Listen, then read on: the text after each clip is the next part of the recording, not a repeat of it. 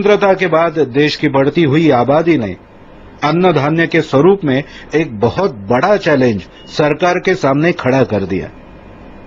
देश के विविध हिस्सों में होने वाला उत्पादन बढ़ती हुई आबादी के मुकाबले कम पड़ने लगा।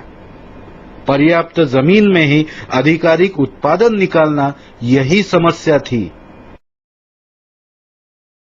तब सरकार ने हाइब्रिड बीजों का निर्माण किया, जिनकी क्षमता बहुत बड़े पैमाने पे उत्पादन निकालने की थी, मगर इन बीजों की भूख भी बड़ी थी। इसे पूरा करने के लिए रासायनिक खाद्य और इन पर आने वाली विविध रोगों के लिए रासायनिक कीटनाशकों का निर्माण किया गया। 1972 से हम किसान सैकड़ों किलो अघुलनशील रसायन जमीनों में डालते आ रहे हैं। इसी से हमारी ये काली मां दिन ब दिन बंजर होती जा रही है। जमीन में अत्यावश्यक सेंद्रीय कार्बन दिन ब दिन घटते जा रहे हैं। इसका सबसे खतरनाक परिणाम तो जमीन में रहने वाले सूक्ष्म जीवों पे हुआ है।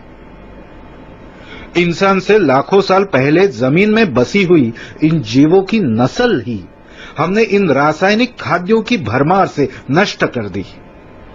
इस वजह से जमीन की उपजन क्षमता दिन ब दिन इतनी कम हो रही है कि कुछ ही सालों में हमारी सोना उगलने वाली जमीन रेगिस्तान हो जाएगी। डब्ल्यूटी के वैज्ञानिकों ने इस स्टेज को प्रथम स्टेज का दर्जा दिया है। स्टेज 1 में हम जमीन में एक सेंद्रीय मिश्रण का प्रयोग करते हैं। इसमें उपलब्ध विशिष्ट फॉर्मूला जमीन में जाते ही अघुलनशील रसायनों का तेजी से विघटन चालू करता है। इससे जमीन में रसायनों का प्रमाण कम होकर जमीन भुरभुरी होने लगती है। पानी जमीन में अधिक समय तक रुकने से पौधों को अधिक समय तक पानी की आपूर्ति होती है। जमीन में उपलब्ध न्यूट्रिएंट्स संयुग अवस्था में अलग किए जाने से पौधे के जड़ों को आसानी से उपलब्ध होते हैं।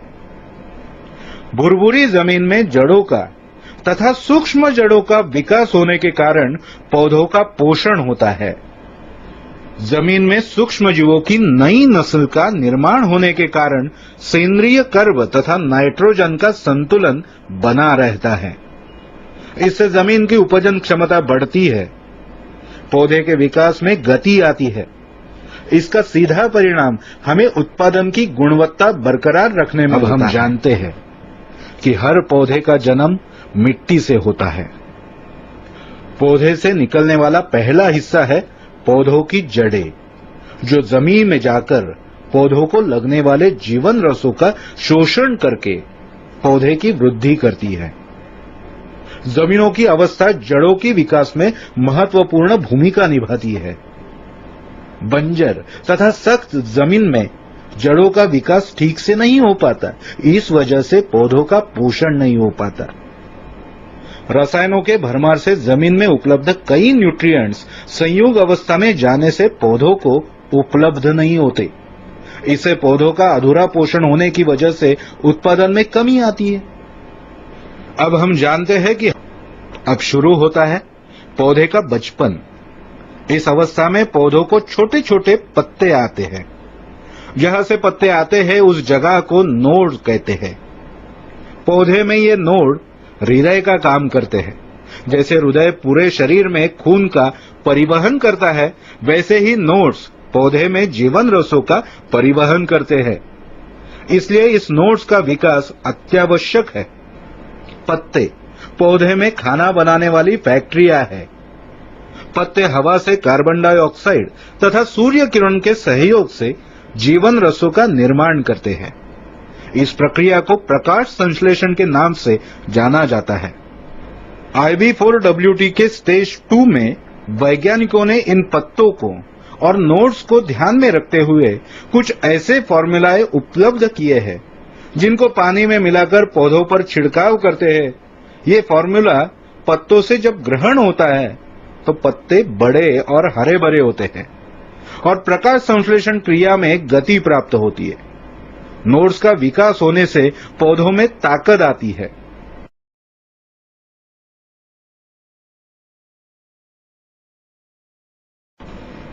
अब शुरू होता है पौधों का यौवन। अब पौधों पर फूलों का निर्माण होता है।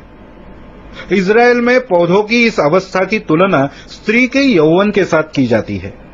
जैसे स्त्री गर्भवती होती है, वैसे ही पौधा भी गर्भधारण करता है। इस गर्भधारणा के दौरान स्त्री में काफी सारे हार्मोनिक बदलाव होते हैं। इसी वजह से स्त्रियों में कुछ विशिष्ट चीजों को खाने की लालसा होती है। स्त्री के पेट में पलने वाले बच्चों के पोषण तथा विकास के लिए हम इन लालसाओं की पूर्ति भी करते हैं।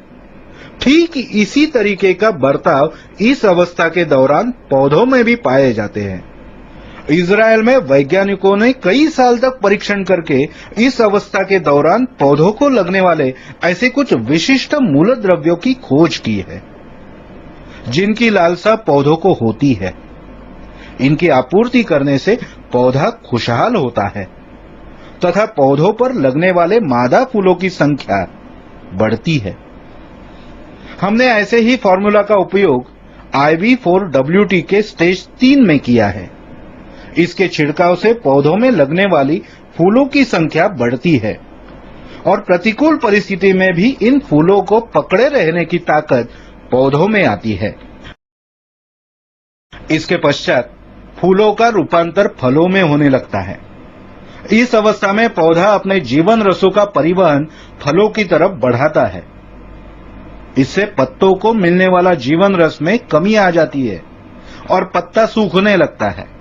जैसे कि हमने देखा है कि पत्ता खाना बनाने वाली फैक्ट्रियां है, तो एक पत्ते का सूखना मतलब एक फैक्ट्री का बंद पड़ना जैसे है। इस वजह से पौधों की शक्ति कम होने लगती है और पौधे पर कई सारे रोगों का, कीटकों का प्रादुर्भाव होता है। पौधे में जीवन रसों का संतुलन ढलने से फलों की गुणवत्ता भी घटती है तथा फलों के आकार में भी फर्क पड़ता है। नीचे लगे हुए फल आकार में बड़े होते हैं, तो ऊपर लगे हुए फल छोटे होते हैं तथा अविकसित होते हैं। इससे सारासार उत्पादन पे और उसे मिलने वाली बाजार भाव में कमी आती है। इन सारे विकल्पों को ध्यान में रखते हुए वैज्ञानिकों ने स्टेज 4 का निर्माण किया। स्टेज 4 में हम ऐसे फॉर्मूला को पत्तों के जरिए पौधों में पहुंचाते हैं जो पौधों में नियंत्रण तथा संतुलन बनाए रखता है। इसके इस्तेमाल से सर्वप्रथम जीवन रसों का परिवहन संतुलित होने से पत्ते हरे भरे बन जाते हैं और पौधा ताकतवर बन जाता है। पौधों की रोगों से तथा कीटकों से लड़ने की शक्ति बढ़ जाती है।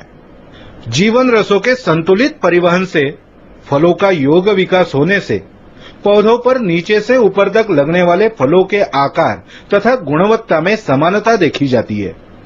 इससे उत्पादन का दर्जा और उसे मिलने वाला बाजार भाव, इन दोनों में ही सराहनीय वृद्धि होती है। स्टेज 4 में उपलब्ध विशेष फॉर्मूले की मदद से हॉर्टिकल्चर क्रॉप, कपास, चाय, कॉफी, सब्जियां ऐसे विशिष्ट पौधों में बार बार उत्पादन लेना मुमकिन होता है। इस वजह से किसान एक बार खर्चा करके 2-3 बार उत्पादन लेने से बहुत ही फायदे में रहता है। ऐसे अत्याधुनिक तकनीक का इस्तेमाल करके किसान अपने जीवन में आर्थिक आजादी का सवेरा देख पाएगा, इसमें कोई आशंका नहीं है। आप भी पारंपरिक खेती को इस तकनीक की जोड़ देकर ऐसा कुछ सराहनीय कर दिखाओ कि सब देखते रह जाए। यही मेरी सलाह है।